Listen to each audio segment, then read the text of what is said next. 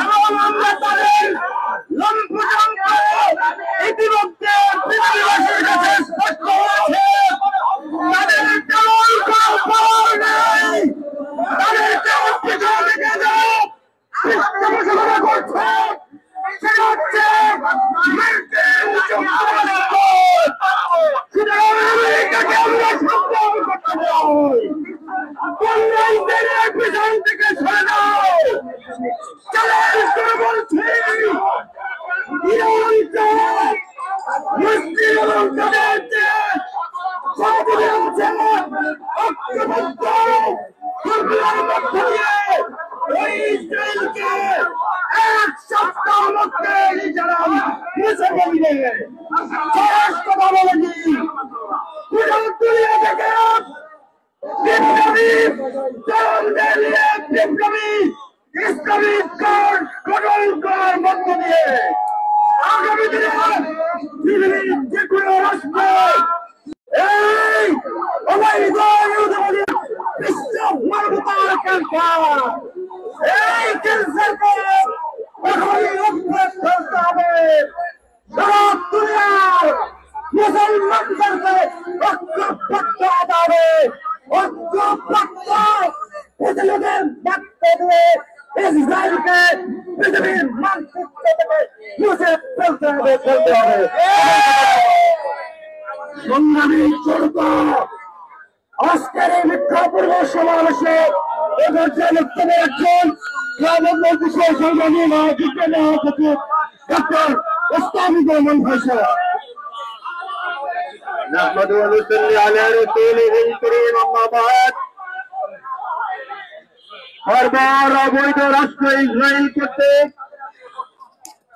ফিলিস্তিনে গণহত্যার পাশাপাশি ইরানে আগ্রাসী হামলার প্রতিবাদে আজকের এই খেলাফত মজলিস ঢাকা মহানগরী দক্ষিণের বিক্ষোভপূর্ণ সমাবেশের সংগ্রামী সভাপতি, সংগ্রামী নেতৃবৃন্দ, প্রিয় জনতা, আজকে আমরা দেখছি একটি অবৈধ রাষ্ট্র গোটা মধ্যে প্রাচ্য শিবিরে গোটা দুনিয়াকে বিগত 70টি বছর ধরে চালিয়ে যাচ্ছে।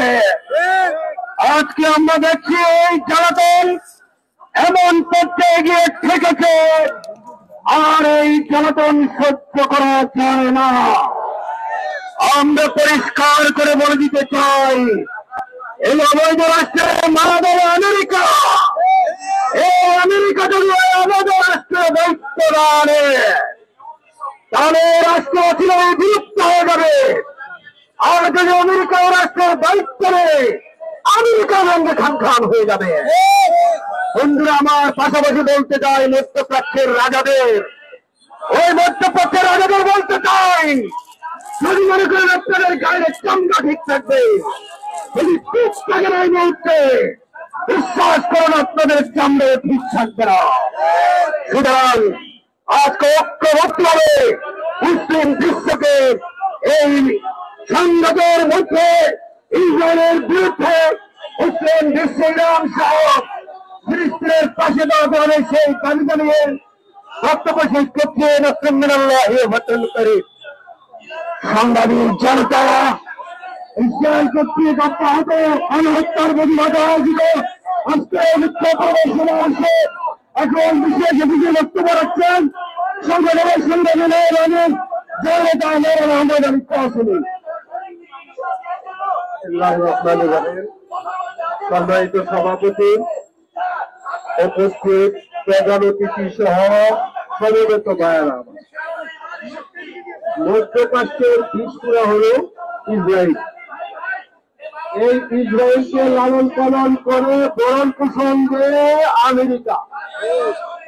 গত 13 তারিখ আপনারা জানেন একটি স্বাধীন সার্বভৌম রাষ্ট্র ইরানের উপরে তারা অতর্কিত হামলা চালিয়ে।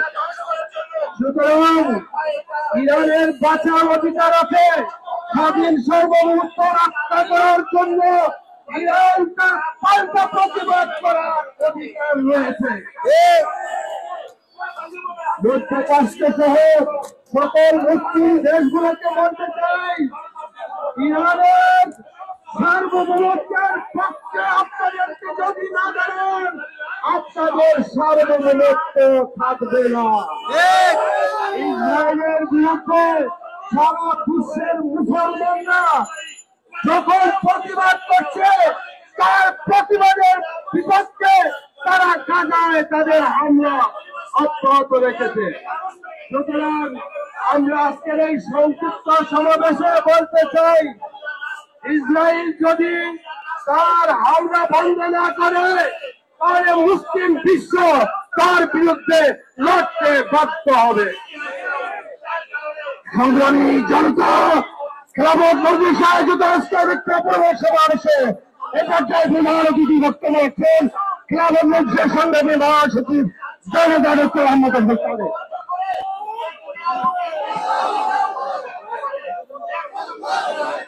বিসমিল্লাহির রহমানির রহিম। আজকের এই বিক্ষোভ সমাবেশে আমাদের সংগ্রামী জনতা, আসসালামু আলাইকুম ওয়া রাহমাতুল্লাহ। আপনারা জানেন, ইসরায়েল দীর্ঘদিন ধরে ফিলিস্তিনিদের হামলা চালিয়ে আসছে, প্রতিদিনই খরচ বাড়ছে। এর পাশাপাশি এক সপ্তাহ আগে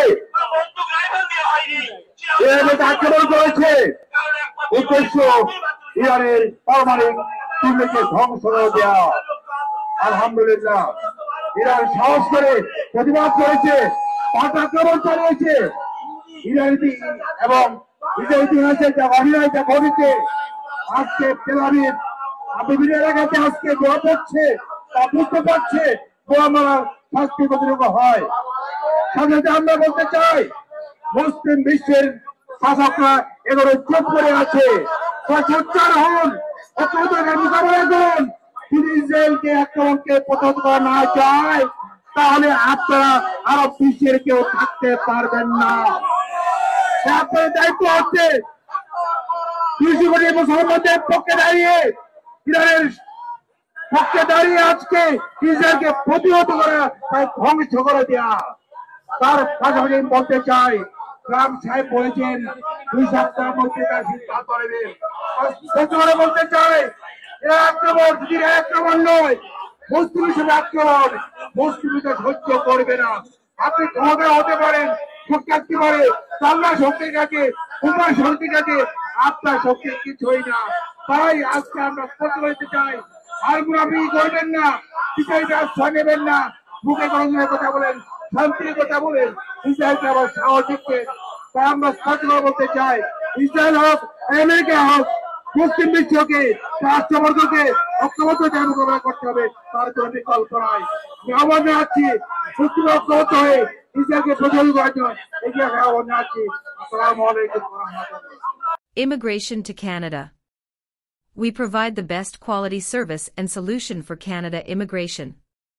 Please visit our website and contact for details.